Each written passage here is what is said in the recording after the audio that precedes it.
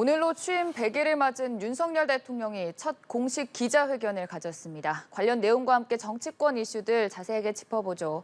차재원 부산 가톨릭대 특임교수, 김진욱 전 민주당 대변인 나오셨습니다. 어서 오시죠. 네, 안녕하세요.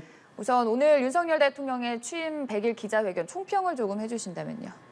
저는 속담을 빌어서 이야기를 하면 소문난 잔치가 아니었나 하는 생각이 듭니다. 네. 사실은 오늘 대통령께서 100일 기자회견 자체를 안 하려고 하다가 하셨다는 거잖아요. 그렇다고 한다면 지금 본인의 국정 지지율이 상당히 많이 떨어져 있는 상황이고, 그리고 또 국민의 질책에 상당히 뜨거운 상황이기 때문에 그러한 부분들을 가감없이 듣겠다는 차원에서 마련한 회견이기 때문에 상당히 기대가 컸어요. 그리고 또 솔직히 또 대통령께서도 좀 신기일전하는 모습을 분명히 보인 것도 사실입니다. 예를 네. 들면 저부터 분골쇄신을 하겠다는 등, 그리고 또 하나는 국민의 목소리들 숨소리 하나조차 다 이렇게 다 새겨 듣겠다는 그러한 자세들은 박수를 칠 만한 부분이죠. 그러나 정작 국민들이 사실 듣고 싶었던 얘기, 앞으로 이 국정 기조는 어떻게 변할 것인가.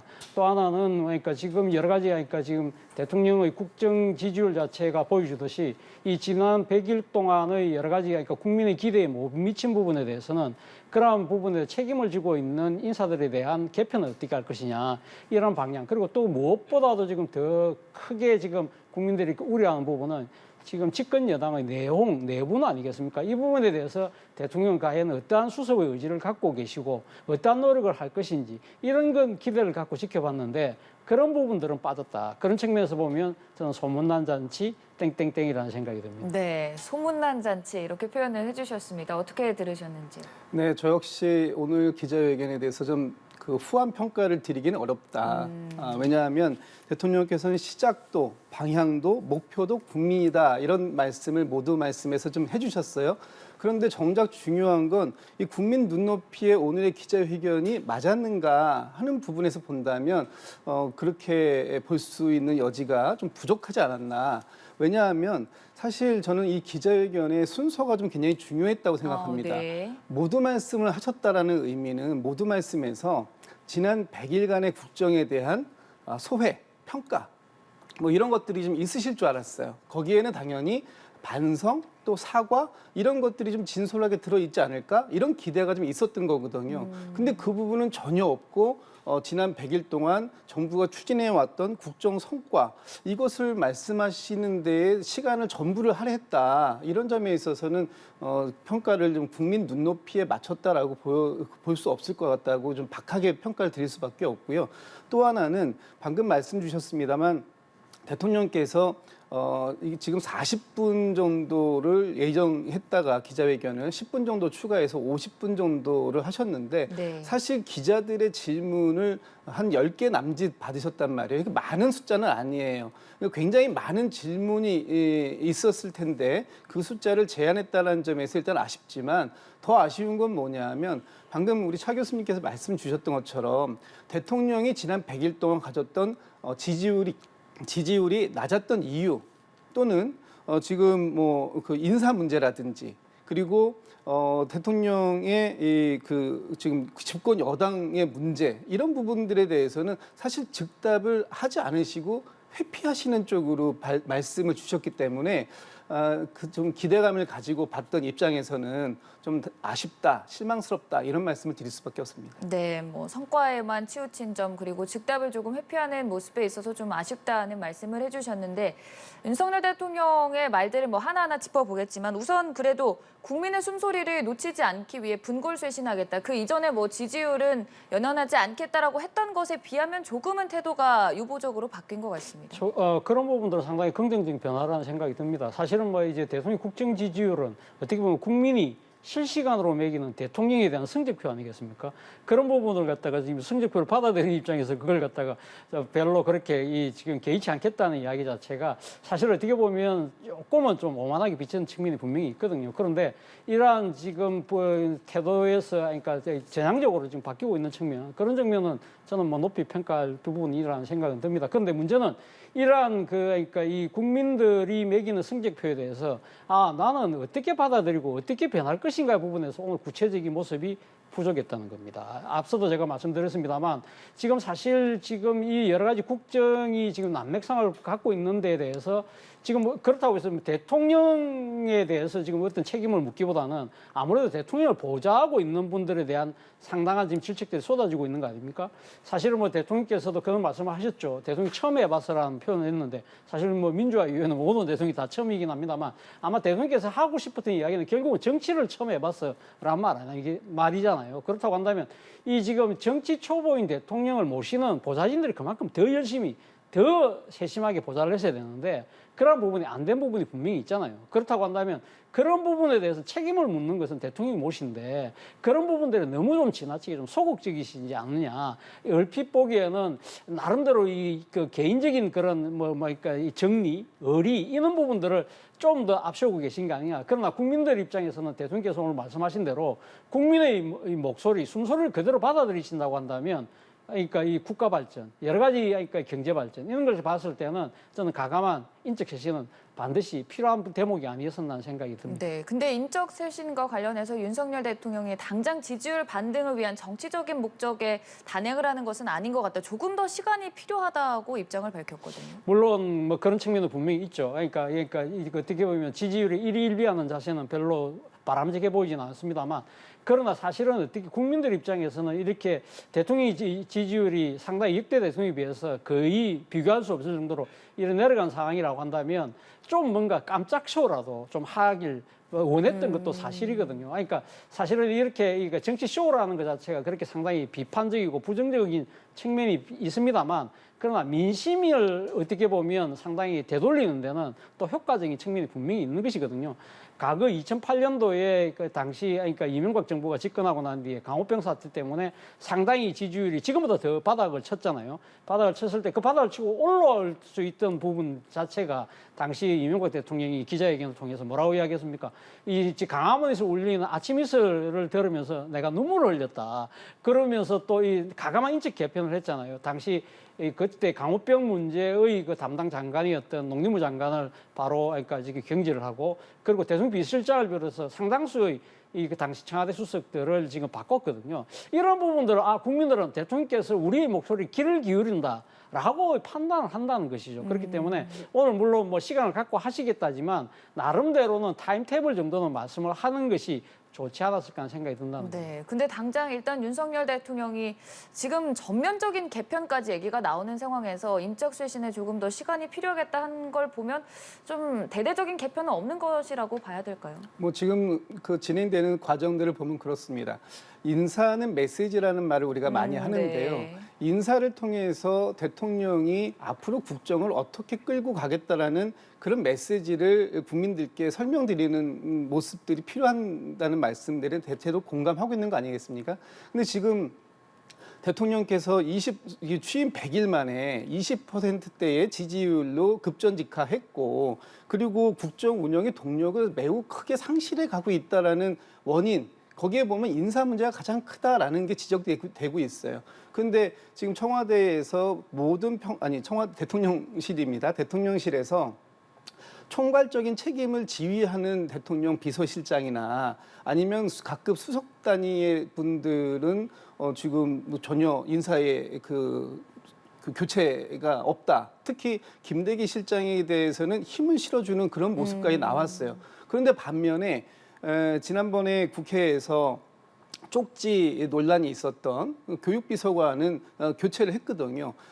이렇게 되다 보면 이 큰 틀에서 책임져야 될 사람들에 대한 변화는 없고 구체적인 그 실무자들만 책임을 지는 이런 모습으로 이 변해가고 있다고 한다면 이 안에서도 큰 불만이 있을 수 있어요. 이게 지금 단순하게 어떤 한 문제 사안에 대해서만 평가를 할 것인가 아니면 전체적으로 국정 운영의 동력을 놓고 볼 것인가 하는 부분에 있어서 좀 크게 봐야 된다. 지금은 크게 봐야 될 타이밍인데 지금 그런 타이밍마저도 놓치고 있는 게 아니냐. 이런 면에서 굉장히 안타깝다라는 말씀을 드릴 수밖에 없습니다. 네, 그러면 비서실장 필두로 좀 대대적인 개편 필요하다고 보시는 거예요? 필요했죠. 사실 필요했고 진작에 했어야 됐고 대통령께서 여름 휴가 동안에 많은 국정에 대한 구상을 하셨다고 하지 않습니까?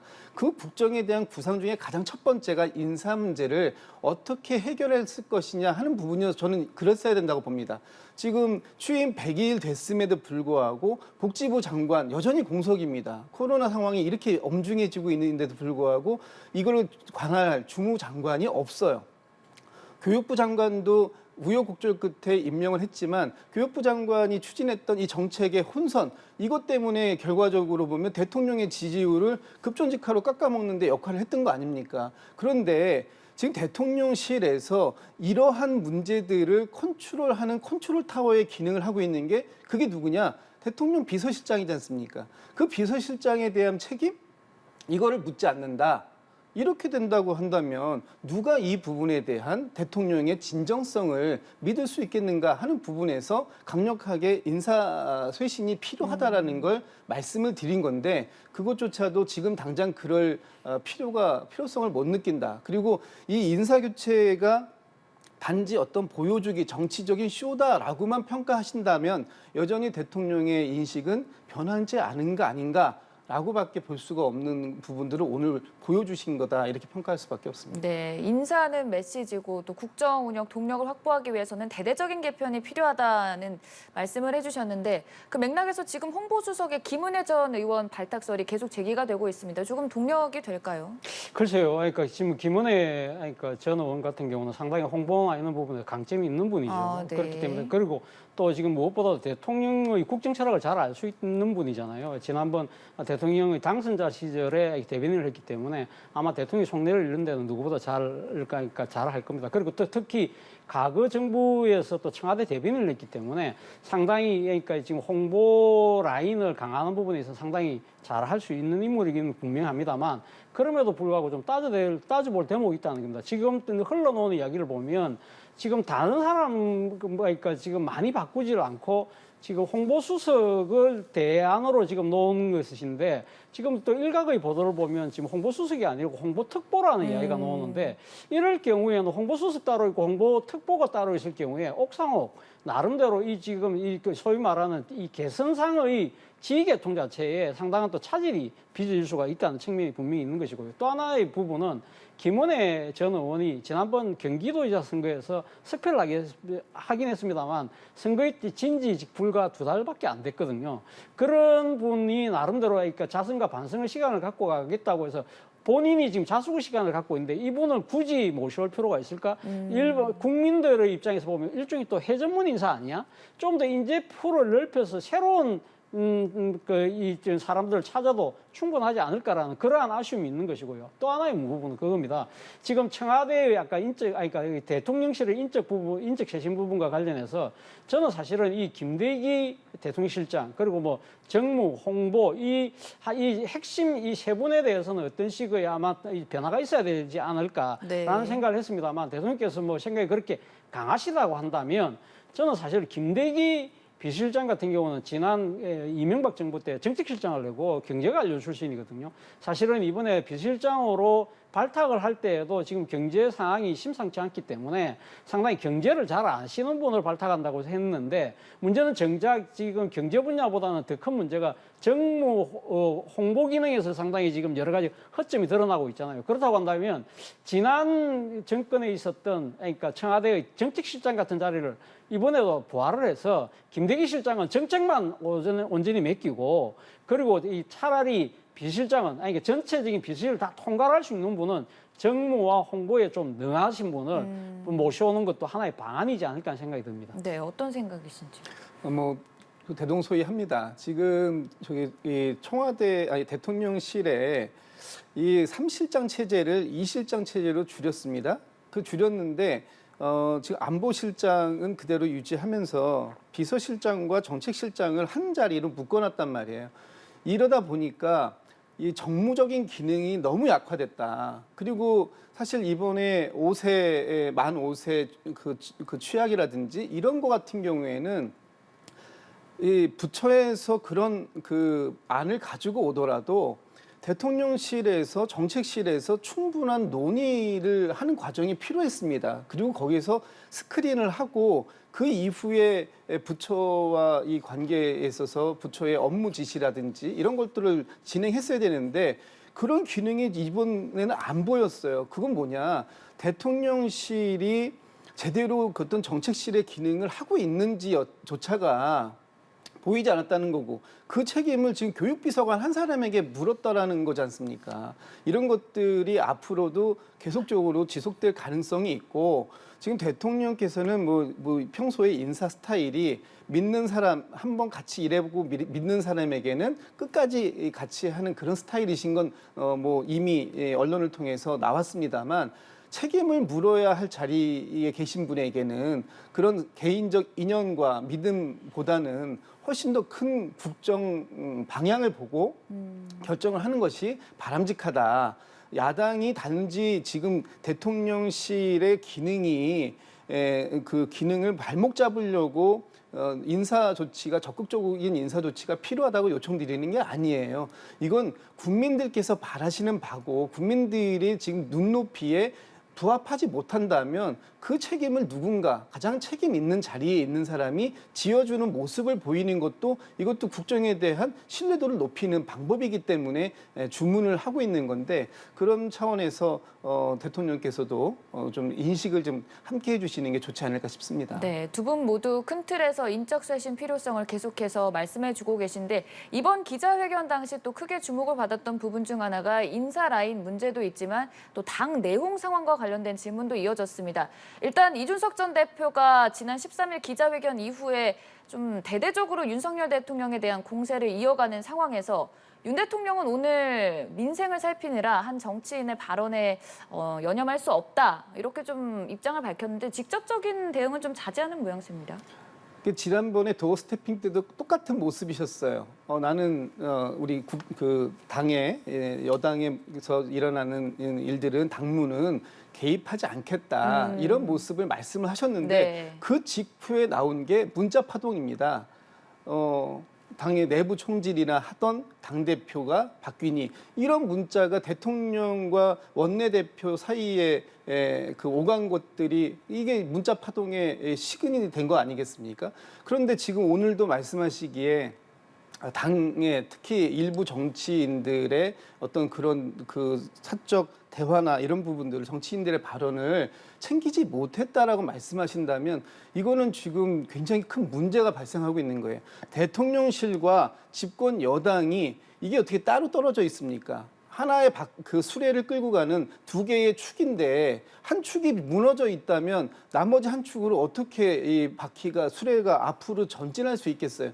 그렇다면 빨리 다른 한 축이 어떤 형태든지 보강될 수 있게끔 또 그게 언제쯤 원위치가 될 수 있는지 제자리를 찾을 수 있는지 이런 것들에 대한 관심은 당연히 대통령실에서 또 정무수석께서 이거 대통령 실장 챙겨야 되는 문제 아니겠습니까? 그런데 나는 지금 그 얘기를 듣지 못했다라고 하신다면 관심이 없으신 건지 아니면 애둘러서 이 좀 아픈 질문을 피해 가시려고 하신지는 모르겠지만 오늘 국민들이 듣고자 했던 그런 대답은 아니었지 않았을까라는 생각이 듭니다. 일단 오늘 윤석열 대통령은 원래 대선 과정 때부터 자신에 대한 정치인들의 공세에는 대응을 하지 않았다라는 입장을 밝혔고 근데 사실 받아들이는 입장에서 윤 대통령뿐만이 아니라 이전에 기자회견에서 지명을 당했던 윤핵관들이나 윤핵관 호소인들도 그렇고 전반적으로 좀 대응을 하지 않는 기조인 것 같거든요. 물론 뭐 그런 기조가 뭐 이런 뭐 응당해 보이긴 합니다만 저는 오늘 대통령께서 말씀하신 부분은 상당히 국민들이 납득하기 쉽지 않다는 생각이 듭니다. 뭐 지금 민생을 제대로 챙기느라 뭐 봤다, 뭐 그러니까 그런 걸 살펴보지 못했다고 한다면 이 말이 진짜라고 한다면요, 제가 생각할 때는 정무 라인, 홍보 라인 다 개편해야죠. 지금 사실은 지금 이 사안보다 더 중요한 사안이 지금 더 있을까 싶을 정도로 사실 시급한 문제잖아요. 그러니까 지금 집권 여당이 내용 사태에 휘말려서 사실 그러니까 국정을 뒷받침하기는커녕 오히려 대통령 국정 지지율을 깎아내리고 있는 상황입니다. 그리고 많은 국민들이 지금 불안해하고 있잖아요. 그렇다고 한다면 대통령께서 이 부분에 대해서 좀 더 솔직하게 말씀을 하실 필요가 있는 것이 아니었을까 하는 생각이 듭니다. 물론 무대응하겠다는 그러한 정치적 기조를 갖고 있다고 한다면 그런 입장을 분명히 천명을 하시든지 이런 식으로 애매한 태도를 보이시는 것은 정말 그러니까 이 지금 국민들 입장에서는 수긍이 쉽지 않을 것 같다는 생각이 들고, 또 하나의 부분은 다른 정치인들의 말에 지금 논평을 하지 않는다는 이야기를 말씀하셨는데, 사실은 이 지금 이 내용 사태가 격화된 부분에 있어서는 다른 정치인의 말이 아니잖아요. 대통령 본인이 보낸 지금 문자 때문에 이 문제가 더 불거지고 더 커졌잖아요. 그렇다고 한다면 국민들 입장에서는 그럼 대통령의 진정한 속내는 뭘까? 많은 사람들이 궁금해했던 측면이 분명히 있거든요. 오늘 아마 기자회견을 지켜본 상당수의 시청자들도 아마 대통령께서 이 부분에 대해서 어떤 식의 뭐 입장 해명이나 뭐 그러니까 입장 표명 같은 것을 있을 거야라고 생각해서 봤을 겁니다만, 본인이 다른 사람 말인 것처럼 이야기하는 것 자체가 상당히 국민들의 그러니까 소위 말하는 눈높이하고는 맞지 않을 수도 있다는 생각이 들고, 또 하나의 부분은 그겁니다. 지난 13일 이준석 당대표가 상당히 아주 강도 높은 기자회견을 했잖아요. 그런데 제가 봤을 때는 당시 이준석 당대표가 상당히 윤핵관들을 실명을 거론하면서 강하게 공격했지만, 대통령과의 여러 가지 문제가 윤핵관들과 그러니까 자신과 대통령 사이에 윤핵관들이 말을 왜곡해서 전하고 이러한 이 지금 사심을 갖고 이간질을 했기 때문에 비롯됐다는 식의 이 이야기를 했거든요. 그렇다면서 상당히 대통령과의 관계 개선 여지를 남겨둔 네. 상황이었어요. 제가 봤을 때는 사실은 대통령실에다가 공을 넘긴 셈인데, 오늘 대통령이 이 발언을 아마 지켜본 이준석 당대표 입장에서 내 공을 받지 않겠네. 그렇다고 한다면 이제는 헤어질 결심을 갖고 좀 더 강하게 부딪히지 않을까. 그렇다고 한다면 그러한 상황 자체가 사실 전체 국민들 입장에서 봤을 때는 그렇게 바람직해 보이지 않는다는 거예요. 기자회견 당시에 이준석 대표는 윤석열 대통령과의 봉합의 여지를 조금 남겼는데, 이번 기자회견으로서 윤석열 대통령이 완전히 차단했다, 뭐 이런 부분을 짚어주셨습니다. 그러니까 뭐 이준석 대표가 여지를 남겼느냐 하는 부분은 저는 사실 그 가능성은 높지 않게 봤습니다. 네. 왜냐하면 그 당시에 그 이준석 대표가 지난 주말에 기자회견을 했을 때 사실 윤핵관과 윤핵관 호소인이라는 또 그런 그 새로운 명칭까지 만들고, 사실 좀 약간 좀 낮추는 명칭 아니겠습니까? 그리고 실명까지도 공개하고, 그리고 그 과정에서 대통령과의 본인과 사적으로 나누었던, 또는 또 대통령이 다른 자리에서 했던 얘기를 옮기는 그런 얘기를 하는 것을 봐서는 글쎄요, 그 봉합의 여지, 재결합의 여지, 이런 부분들은 그래도 높지 않았다. 그런데 이제 오늘 지금 말씀 주셨던 것처럼 대통령이 이 문제를 완전히 회피하는 방식으로 이게 진행이 됐기 때문에 이 문제는 전적으로 이제 그럼 당에 알아서 해라. 당의 위를 나한테까지 묻지 마라, 이런 이제 메시지 아니겠어요? 근데 당은 이미 이준석 대표와 완전한 결별, 완전한 헤어질 결심을 끝낸 상황이기 때문에 더 이상 그거에 대해서 나는 관여하지 않겠다.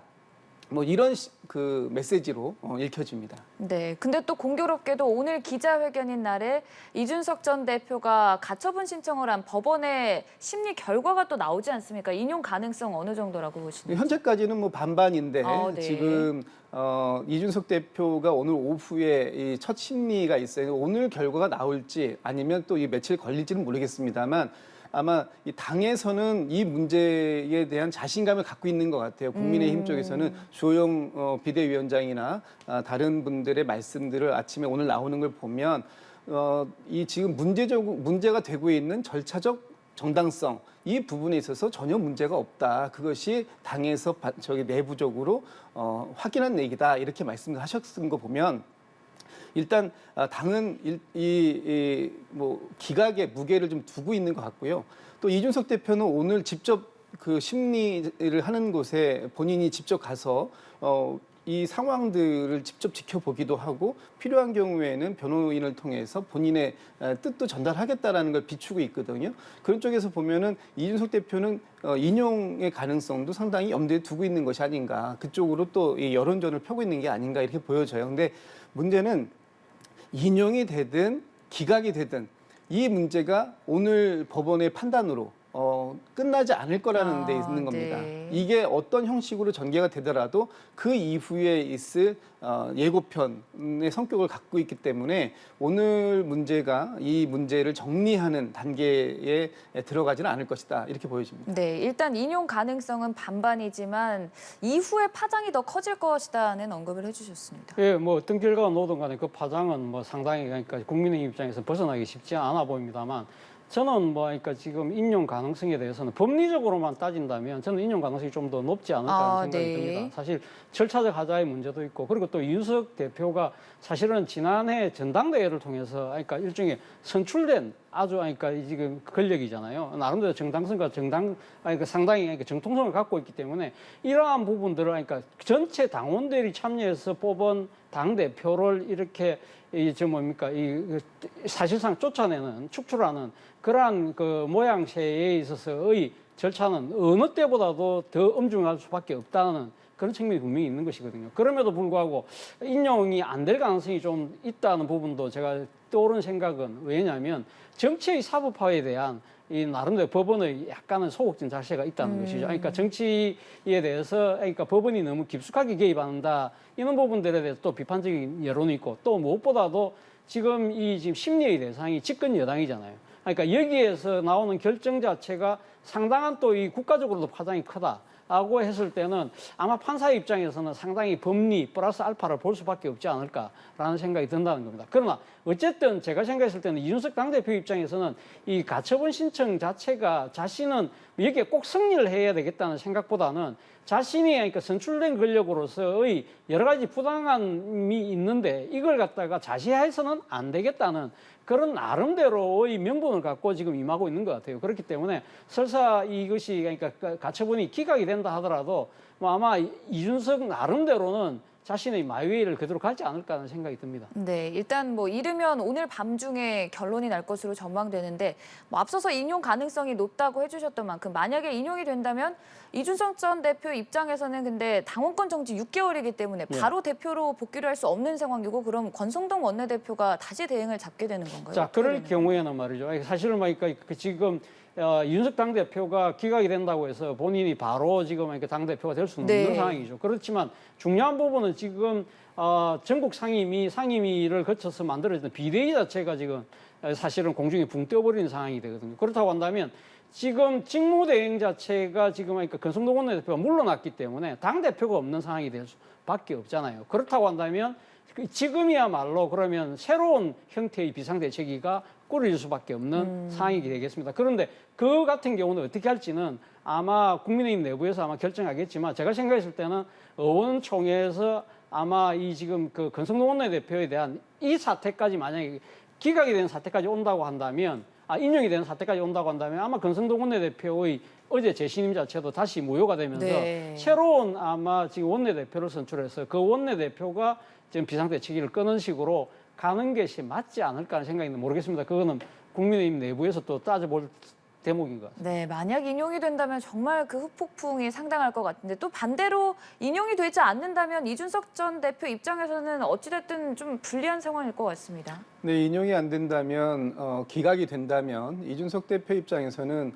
그래도 뭐 잃을 건 별로 없는 것 같아요. 네. 어차피 비대위가 이제 출항을 했기 때문에 이준석 전 대표가 됐지 않습니까? 네. 이제 이준석 대표는 이제 당의 대표가 아닌 거죠. 그렇기 때문에 기각이 되더라도 이준석 대표가 잃을 건 별로 없다라는 것이 하나가 있고요. 또 이준석 대표는 이번 투쟁을 통해서 상당히 많은 명분을 축적한 성과는 또 있습니다. 네. 그리고 이준석 대표와 지금 윤핵관 또는 윤핵관 호소인이라고 이준석 대표가 지칭한 분들과의 이 갈등, 이 구조도 해소되진 않을 거예요. 왜냐하면 이준석 대표가 지금 당 밖으로 나가서 창당을 한다거나 하는 계획이 지금 당장 없어 보이기 때문에 앞으로도 계속해서 이준석 대표는 바깥에서 지금처럼 아웃복싱을 하겠죠. 그리고 또 인터뷰, 언론 인터뷰나 이런 쪽을 계속 활용할 것이고요. 그렇게 된다면 결국 힘들어지는 건 국민의힘 당 전체의 상황이기 때문에 이 상황을 놓고 이준석 대표가 지금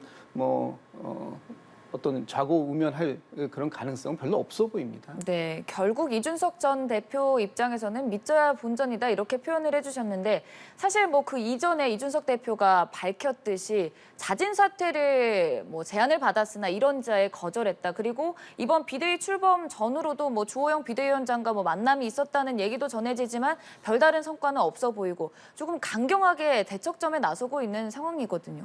저는 주호영 지금 비대위원장하고 만남 그 자체를 상당히 좀 주목하는 측면이 네. 있습니다. 왜냐하면 지금 뭐 두 사람 다 지금 그러니까 만남이 있었던 부분에 대해서 아주 그러니까 다 인정을 하고 있지 않지만 저는 상당한 대화가 이루어졌을 가능성이 높다. 지난 기자회견 때 그러니까 문답을 할 때 이 이제 주호영 비대위원장에 대한 질문이 나왔어요. 그때 네. 이준석 대표가 뭐라고 이야기했냐면 상당히 훌륭하신 분이다. 나는 예를 갖춰서 지금 대응하고 있다고 이야기를 했는데 아마도 제가 생각했을 때는 이준석 당대표 입장에서는 기각까지 가처분 신청이 기각이 될 경우에는 비대위 체제니까 주호영 비대위 체제 그대로 갈 수밖에 없잖아요. 네. 그런데 지금 문제는 뭐냐면 비대위의 기간이거든요. 그러니까 지금 윤핵관을 비롯한 당권 주자들은 지금 한 2개월 만에 끝을 내고 빨리 조기 전당대회 해야 된다. 그런데 지금 조영 비대위원장은 내년 1월 초 정도로 지금 생각을 하고 있는 거거든요. 이게 무슨 중요한 차이가 있냐고 한다면 만약에 2개월 만에 조기 전당대회를 하면 이준석 당대표는 출마할 수가 없어요. 당원권이 정지돼 있기 때문에.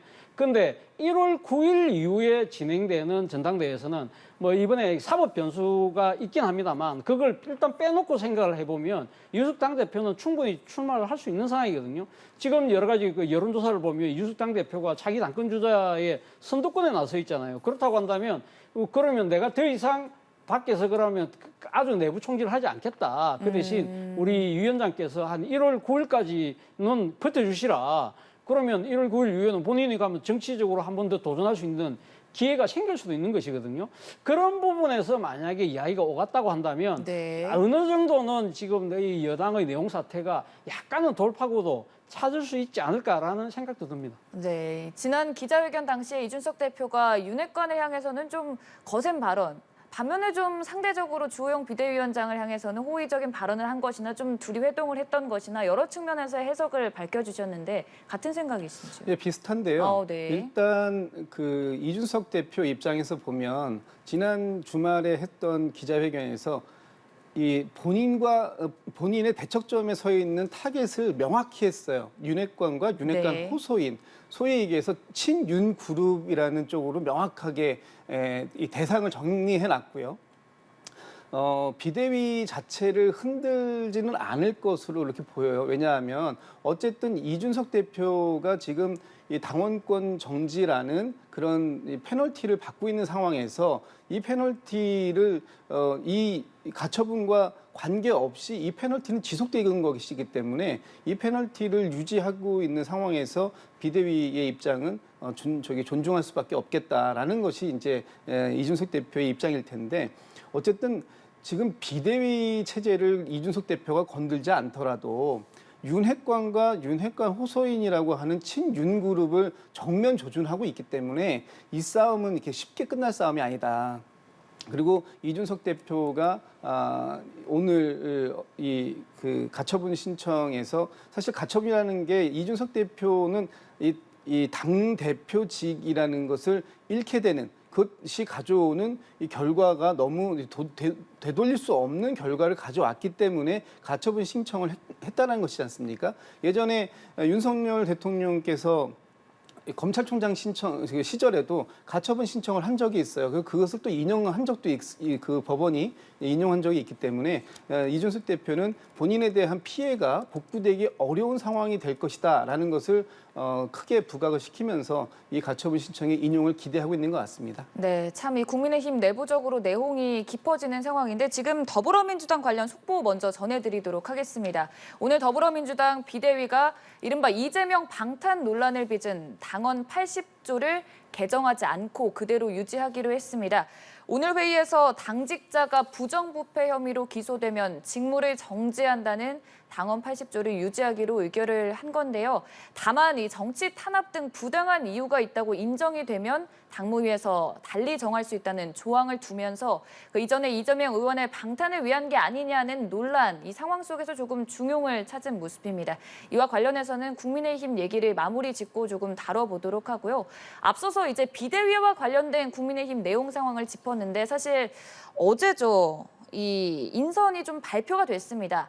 정주혜, 엄태영 초선 의원 그리고 원외 인사로 정양석, 주기환 위원들이 앞으로 좀 담당을 하게 되고 6명의 인선이 발표가 됐는데 좀 적절한 인물들이었다고 보시는지. 뭐 주호영 비대위원장 입장에서는 상당히 고심 끝에 아마 발탁한 뭐 인선인 것 같아요. 네. 사실은 뭐 지금 당내의 초재선 의원들 중에서 상당히 또 그러니까 지금 목소리가 큰 분들 같은 경우는 고사를 했다고 그래요. 이게 당내 상황 자체가 네. 상당히 변수가 많기 때문에 뭐 그런 측면이 있지만 그러나 일각에서는 일종의 그러니까 윤핵관들이 여전히 영향을 미치는 것이 아니냐 그렇게 본다는 것이죠. 그러니까 가장 큰 윤핵관 중에 한 분이 권성동 원내대표 아닙니까? 네. 어제 재신임을 받았기 때문에 권성동 원내대표가 당연직으로 지금 들어갈 수밖에 없는 상황이고 여기다가 지금 그 관심 모아지신 분이 주기환이라는 분인데 지난번 강주시장 국민의힘 후보로 나왔던 분인데 네. 이분이 그러니까 윤 대통령이 강주지검에 근무할 때 검찰 수사관으로 근무를 하면서 아주 상당한 관계를 맺었다. 그리고 또 이분의 아들이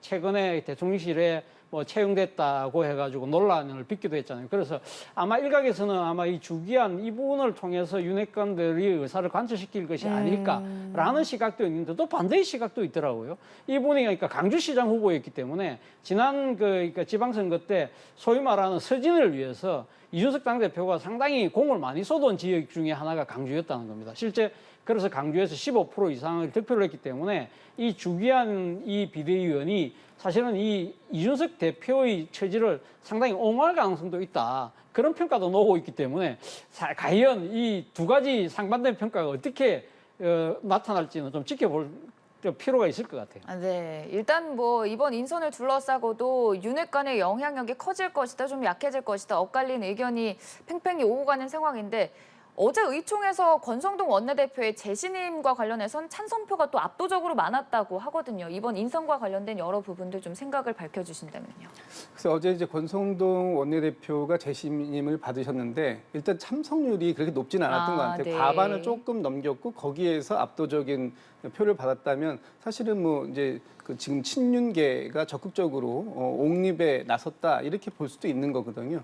그리고 이번 비대위의 인적 구성은 주호영 비대위원장이 내심 고민을 많이 한 흔적은 있어요. 네. 지역, 그다음에 세대 뭐 이런 것들을 여러 두루두루 이렇게 좀 조화롭게 하시려고 한 노력은 보이나 사실 이 비대위가 구성된 목표가 당의 비상한 상황을 해결할 수 있는 이거를 지금 가르마를 탈 수 있는 그런 비대위를 구성했어야 되는데 지금 이 구성되어 있는 분들의 면면을 보면 당의 이 비상 상황을 해결하기엔 조금 부족함이 있지 않을까라는 게 일단 보이고요. 두 번째는 지금 방금 전에 말씀 주신 주기한 그 비대위원 같은 경우에는 사실 개인적인 문제도 지적이 된 적이 있었고 그런 부분들이 앞으로 어떻게 작용될지에 대해서는 좀 봐야 되겠지만 일단 윤 대통령과의 관계가 있는 분이 비대위원으로 들어왔다는 것은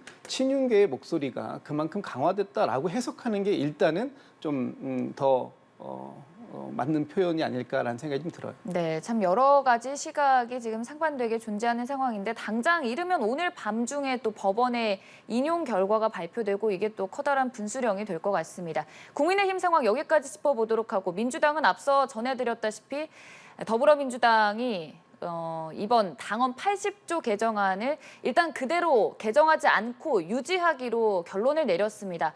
사실 개정을 한다는 얘기도 많이 나왔었는데 일단 중용을 찾은 모습이거든요.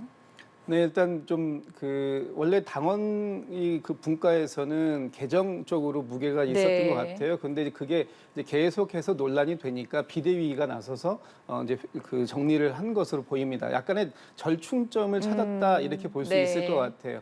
근데 이제 지금 이 야당에서 얘기하는 이 현 정부는 검찰 공화국이다 이렇게 얘기를 하고 있지 않습니까? 그것은 단지 검사 출신들의 인사들이 각 분야에 많이 포진이 되어 있기 때문만이 아니라 어제 같은 경우에도 박지원, 서훈, 서욱 이 세 분 전 정권에서 이 외교 안보 영역을 담당했던 분들에 대한 압수수색이 전격적으로 이루어졌습니다. 이 압수수색이 이루어지고 나면 반드시 기소의 형태로 들어가겠죠. 이렇게 됐을 때 이분들이 만약에 당직을 갖고 있었다라면, 근데 이분들의만의 문제는 아닐 수 있지 않느냐.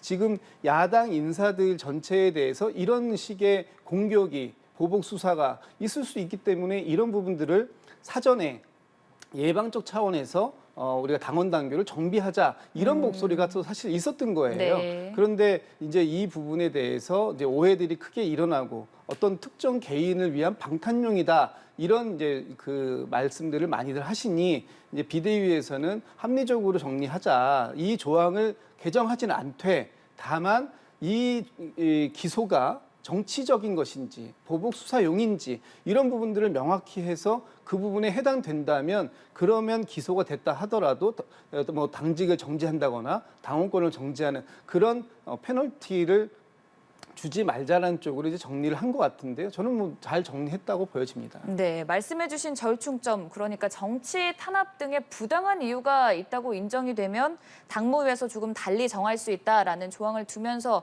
일단 80조 자체는 유지하기로 했습니다. 저는 민주당 비대위가 용기 있는 결단을 내렸다는 생각이 네. 듭니다. 사실은 뭐 지금 안팎으로 민주당 안팎으로 지금 당헌 개정에 대한 요구가 컸잖아요. 지금 뭐 소위 말하는 팬덤들이 아주 목소리를 높이고 있는 상황이었고 또 누구보다도 이러한 그 요구에 대해서 적극적으로 부응한 분이 지금 이재명 후보잖아요. 이재명 후보가 어대명이 아니라 이제는 확대명이라는 정도로 차기 당권을 잡는 것이 거의 확실시 되는 상황에서 이러한 당내의 기류를 얻고 나름대로 소위 말해서 개혁이라는 하나의 가치를 사수해냈다는 측면에서 상당히 저는 박수를 보내고 싶습니다. 무엇보다도 지금 비대위원장, 우상호 위원장까지 사실은 지금 이 당헌 개정에 찬성했는데 오늘 뭐 어떤 논의 끝에 이루어졌는지 모르겠습니다만 비대위원들이 저는 상당히 용기 있고 상식적인 판단을 했다는 생각이 들고요.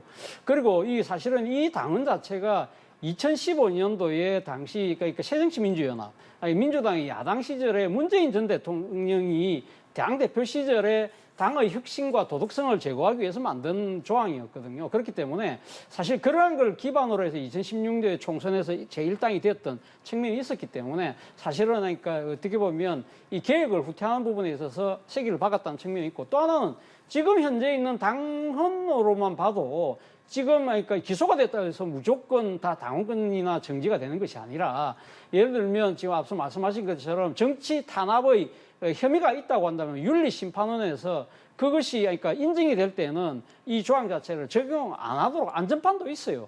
그럼에도 불구하고 이걸 갖다가 바꾸려고 했을 때 많은 사람들은 그렇게 자신이 없나? 라고 생각을 했던 부분이 분명히 있거든요. 그렇다고 한다면 저는 뭐 오늘 그 민주당 비대위가 상당히 비대위가 어떤 역할을 해야 되는지를 잘 보여준 하나의 모델이 아니었나 생각이 듭니다. 네, 민주당의 용기 있는 결단이었다 표현을 해주셨습니다. 오늘 말씀 여기까지 듣도록 하고요. 지금까지 차재원 교수 그리고 김준현 전 대변인과 함께했습니다. 고맙습니다. 네.